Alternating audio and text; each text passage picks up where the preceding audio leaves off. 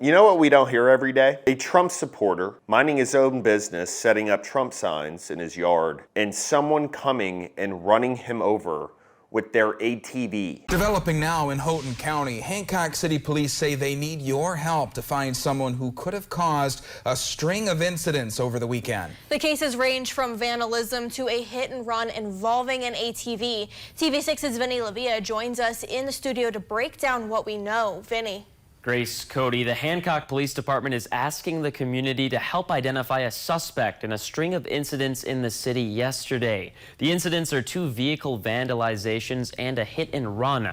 All 3 are suspected to be politically motivated. In all 3, the suspect was driving an ATV 4-wheeler. The hit and run was at a residence on Anthony Street at roughly 5:45 in the afternoon. An 80-year-old resident was setting up a Donald Trump support signs in his yard. According to the police, the driver had pulled out the signs, and when the resident tried to put them back, the driver came back into the yard and ran the resident over. The resident is now at Portage Health in critical condition. Oh, God forbid somebody has a different opinion than you. God forbid somebody supports the candidate they want in 2025. It really pisses some people off. I better get on my 4-wheeler and run his ass over. What kind of country do we live in? Seriously, there are people who have died defending our right to simply vote for who we want to vote for. Sure, we can disagree. I can think that you're a total dumbass for wanting to vote for Kamala, but I 100% support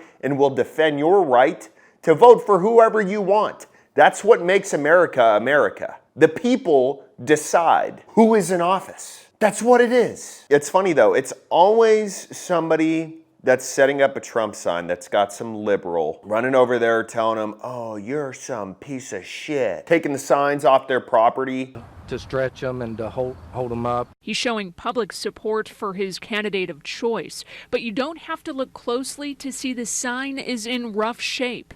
It's doing pretty good now, until the next person comes along and tries to steal it. Philip, who asked us not to use his last name, points to 2 attempted thefts in about 4 weeks' time. The first happened within a week of the sign hitting the grass. And I looked out my front door one day and the sign was laying probably about 4 feet over, and it was crumpled up pretty good. But both attempts at snatching the sign have been unsuccessful. I'm 2-0 right now on that. You see, Philip figured this might happen. That's why he's taking matters into his own hands with some fishing wire and string spray painted green. He set up a camera after the first attempt. It captured a woman on Tuesday trying to take off with the goods, but you can see she doesn't make it far. She loses her footing and lost her grip, and she went flying. I know one guy was so tired of it, he sent an electrical current through one of them to where if they tried to grab it, they get shocked. Were they protecting freedom of speech or creating a neighborhood hazard? An East End community is buzzing after 2 residents electrified their political signs, they say, to keep them from being stolen. Political editor Chris Williams has a story you'll only see right here. In the political current, one name draws strong emotions. A sign bearing the name was drawing a different kind of current that's creating a buzz. It's a fence charger that I had set up in 2016, but that's all they would get would be a shock. An electrical current flowed through Walter Francis's sign of political pride. But this guy is in critical condition because somebody just couldn't handle the fact that they have a difference of opinion.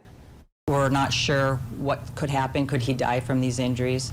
Possible. If there's anybody out there that has any information on the person driving this 4-wheeler, please call the Hancock Police Department. You can call the department at... Yeah, guys, give them a call, even though we can't see the dude's face. And I don't know, I mean, that's pretty much all police work is nowadays, is getting tips because their response times are so damn bad. But I have a question. Was this guy hopeless? I mean, when he saw this ATV coming at him, was he like, oh, okay, he's just passing by and it's just a little too close? Or did he see him and was like, okay, this guy's about to run me over. Let me pull my gun out, shoot the guy. But no, the police everything is after the fact now. If you notice, when you watch police interviews, public statements about an incident, it is never the police showed up and they stopped the guy. Unless it's at a traffic stop. It is never, oh, the police showed up during a robbery and they stopped whoever it was. Oh, the police showed up and they stop the guy in the four-wheeler. No, it's always after. Oh, hey, call us if you know him. So where does that leave us? That leaves us to, we have to do it ourselves. We have to be able to take it on ourselves and say, okay, I am going to be armed, and that means if I'm going to take my trash out, that means if I'm putting a Trump sign in my yard, that means if I'm going to the grocery store, the gym, wherever. Because this stuff can happen at any point. And yeah, you can be the unlucky one, but you can also be prepared. Prayers for this guy, hope he recovers. But if this is a telltale sign on how America is right now, we're just hurting each other based on having a difference of opinion, not in a good spot.